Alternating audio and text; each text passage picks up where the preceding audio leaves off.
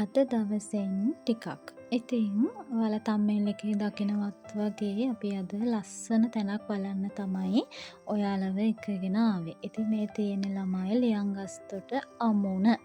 එතකොට අම්බලන්තොට නගරයට ඇවිල්ලා ලියංගස්තොටට ඇවිත් තමයි මේ ලියංගස්තොට ලස්සන අමුණ අපිට බලන්න පුළුවන් වෙන්නේ. ඉතින් අපේ රට කොච්චර පුංචි රටක් වුණත් බලන්න ඔයාලා කොච්චර ලස්සන තැන් තියෙනවද අපේ මනසට නිදහසේ ඉන්න හිත සැහැල්ලුවෙන් ඉන්න කොච්චර නිදහස් තැන් අපේ ලංකාවේ තියෙනවද. ඒ අතින් අපි හරිම වාසනාවන්තයි ළමයි මේ වගේ රටක අපි ඉපදෙන්නත්. ඉතින් අපි මම මේ ගමනට මේ පාර එකතු කරගත්තා මගේ යාළුවෝ කීප දෙනෙක් ඇතුළුව මගේ පොඩි අයියලා ආව මාව බලන්න. ඉතින් යාළුවත් එක්කගෙන මම ආවා අපේ ගමේ තියෙන ලියංගස්තොට අමුණ යාලට පෙන්නලා යන්න. ඉතින් නාන්න කියලා හිතාගෙන ආවේ අපි නම් නාන්නේ නෑ වතුරු සැර වැඩි. ඒකට අපේ පොඩි බබා නානවා. පොඩි අයගේ පොඩි බබා නානවා. එයා හරි ආසයි වතුරු වලට වගේනත් වගේ. එයා අරහිට යන්නේ වතුරු පාර සැර වැඩි. ඔය චුටි තැනකින් චුට්ටක් නානවා. එයා ආස නිසා මොකද අපේ මගේ ගම බණ්ඩාරවල ළමයි. එතකොට හස්බන්ඩ්ගේ ගම තමයි ඇඹිලිපිටිත. එහෙ මේ වගේ තැන් නැහැ. ඉතින් හරි ආසයි කට්ටිය මෙහෙට ආවම. ඔය පෙන්නන ළමයි ඔය මේ වලවේ ගඟ වැඩි කාලේ වතුර වැඩි කාලේ වීඩියෝ එකක්. ඉතින් බලන්න කොච්චර වතුරු පාරක් එනවද කියලා. මේකට අහුවුනොත් නම් ඉතින් ළමයි කෑලිවත් ඉතිරි වෙන්නේ නැහැ. ඒ තරම් බය හිතෙනවා. ඉතින් හරිම බය හිතෙනවා ඒක දැක්කම බලන්න.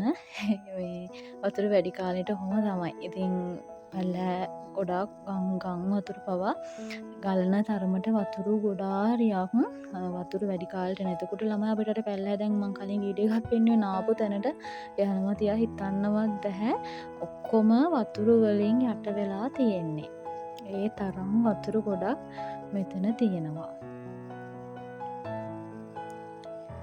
හරි ඉතින් ඔයාලා දැක්කත් වගේ වතුර වැඩි කාලෙට ඔයාලා දකින්න ඇති කොච්චර වතුර ප්‍රමාණයක් එනවද. දැන් බලන්න වතුර එච්චර නෑ. ඒ වුණත් මේකත් අපිට සැරයි මෙතන නාන්න බෑ. මේ ඒ තරම් වතුර මෙතන දැමුත් වැඩි. එතකොට හිතන්නකෝ වතුර වැඩි කාලෙට කොහොමද කියලා.